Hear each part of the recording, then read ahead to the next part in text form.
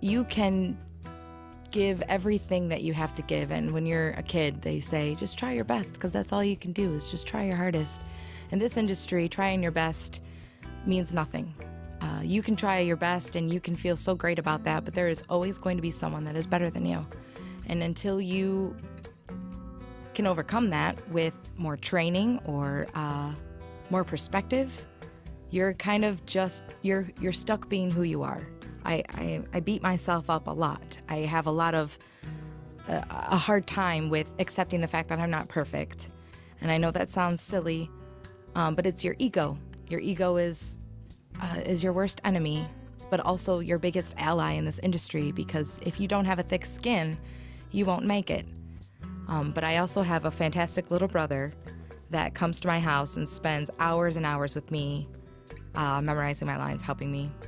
He makes me say my lines in my own words, so I know what I'm talking about, which helps. So he's very good at this.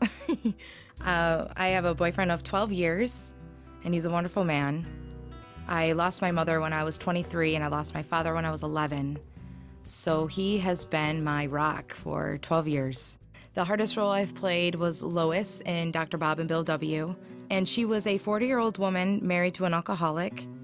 But during the production, my uncle passed away, who was unfortunately battled with alcohol and drugs.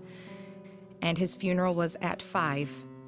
So I had enough time to finish my first show, go to his funeral, and watch his children bury their father over a disease that I was performing a play about.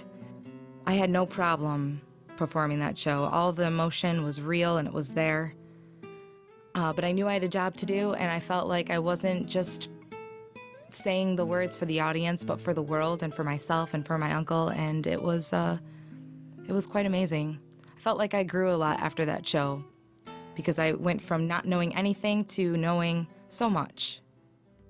After the show is over at the Hillberry, when you're yourselves again and you're walking backstage and everyone's walking through this big long hallway behind the stage, all walking, getting ready to go out that night or what they're gonna do, finish their homework.